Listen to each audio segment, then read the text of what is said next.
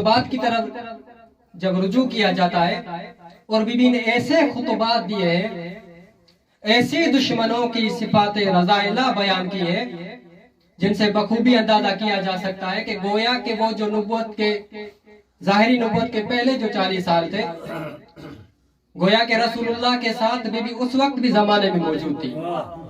ایسی ان حالات کی عکاسی کی ہے، کس طرح دشمن جانوروں کی زندگی گزار رہے تھے اور رسول اللہ کی وجہ سے کس طرح ایک انسان بن کر معاشرے میں جی رہے تھے.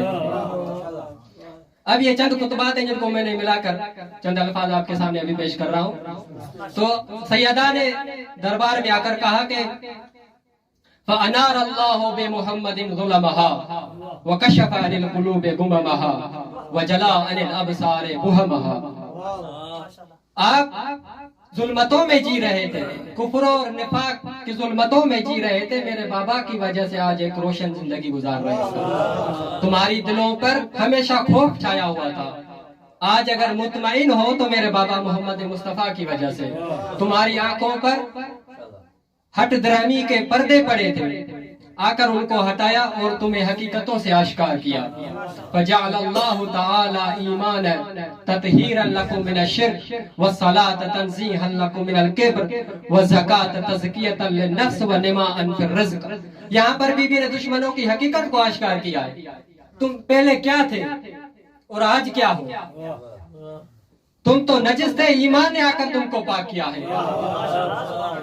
تم تو متکبر سخت انسان تھے، یہ صوم و صلات نے تم کو آ کر نرم انسان بنایا ہے. تم تو مفلس تھے، زکات نے تم کو آ کر امیر بنایا ہے. فجعل اللہ تعالی اطاعتنا نظاما للملت وامامتنا امانا للفرقت. تم تو قوم و قبیلے میں بٹے ہوئے تھے، الجھے ہوئے تھے قوموں میں، یہ ہماری اطاعت اور قیادت نے تم کو متحد کیا ہے. پھر سیدہ نے اپنے بابا محمد مصطفیٰ صلی اللہ علیہ وآلہ وسلم کی صفات بیان کی. کہا کہ غارباً سبجہم وآخذاً بأقدامہم.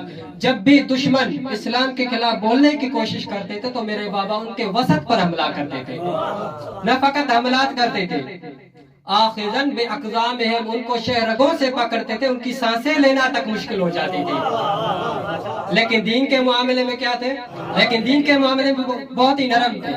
داعیاً الی سبیل ربہ بالحکمت وموعظۃ الحسنہ، جس طرح خدا نے سورہ نحل میں فرمایا نا ادعو الی سبیل ربک بالحکمت وموعظۃ الحسنہ. دین کی تبلیغ بڑے نرم لہجے میں کرتے تھے. تم کیا تھے؟ وکنتم علی شفا حفرۃ من النار، تم تو جہنم کے کنارے پر کھڑے تھے. فانقذکم اللہ بمحمد، رسول خدا کی وجہ سے تم کو ایک اچھی زندگی ملی ہے. مسکت الشارب ونہضۃ الطعام، کیا تم نے کبھی صاف و شفاف پانی بھی پیا تھا؟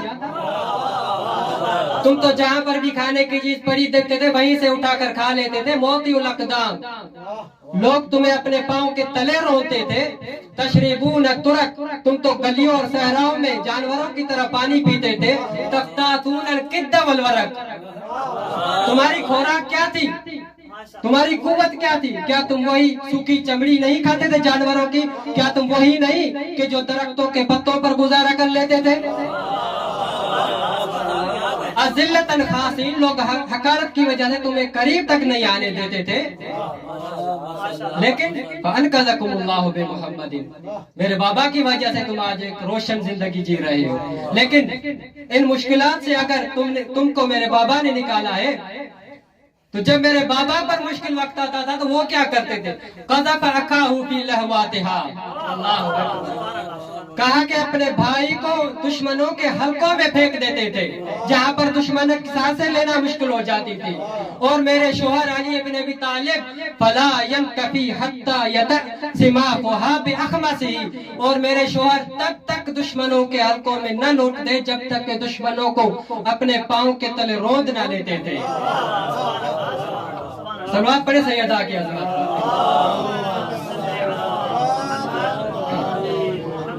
لیکن جنگی معاملات میں تم کیا کر رہے تھے؟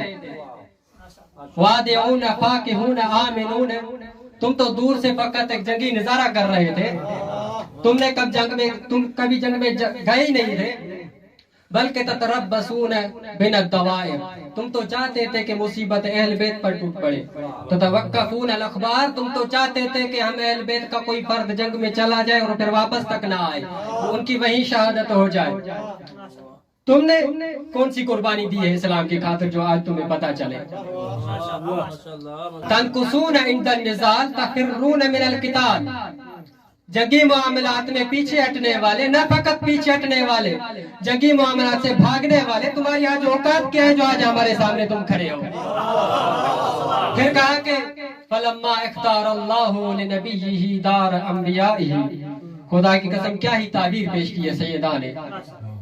हालांकि सैयदा कह सकती थी फलम्मा मातन नबी, या फलम्मा फातन नबी, या फलम्मा इंतकलन नबी, हालांकि कस्द वही है, लेकिन अल्फाज बहुत खूबसूरत अंदाज में बयान किया। फलम्मा इख्तारल्लाहु लिनबिय्यिही दार अंबियाहु, जब खुदावंद मुताल ने अपने नबी के लिए वो घर चुन लिया कि जो अंबिया का मकाम था, यानी जब इस दुनिया से जा चुके तो क्या हुआ, ज़हरा फीकुम हिस्कतुन निफाक, आज तुम्हारे अंदर फिर वही कुफ्र और निफाक के कांटे उभरने लगे।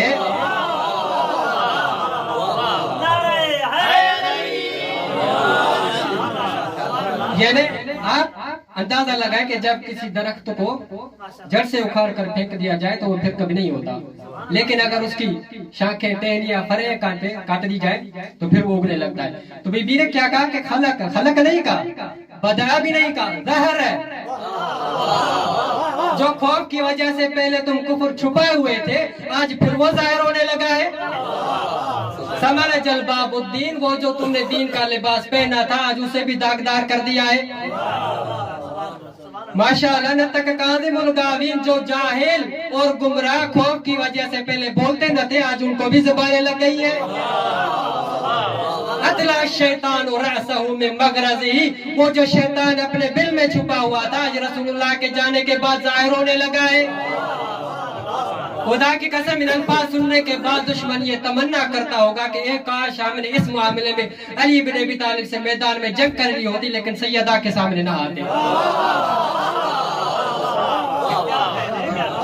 एक ये दरबार था कि जो अली बिन अबी तालिब के होते हुए सैयदा ने खुतबा दिया था, और एक दरबार कूफा और शाम का था, वहां पर भी एक अली के होते हुए सैयदादी ने खुतबा दिया था। वहां पर भी दुश्मन यही तमन्ना कर रहा था, एक काश हम अब्बास के सामने मर जाते, लेकिन उसकी बहन को यहाँ कैद करके ना लाते। क्या कह रही थी उनको भी सैयदा, तुम तो हमारे आजाद किए हुए गुलाम के फर्जंद हो, आज तुम हमारे सामने बोल रहे हो। ए यजीद, चाहे तुम जितनी कोशिश करनी है कर ले, खुदा की कसम तुम हमारे ना जिक्र को मिटा सकता है ना हमारी वही को मिटा सकता है। तलवार के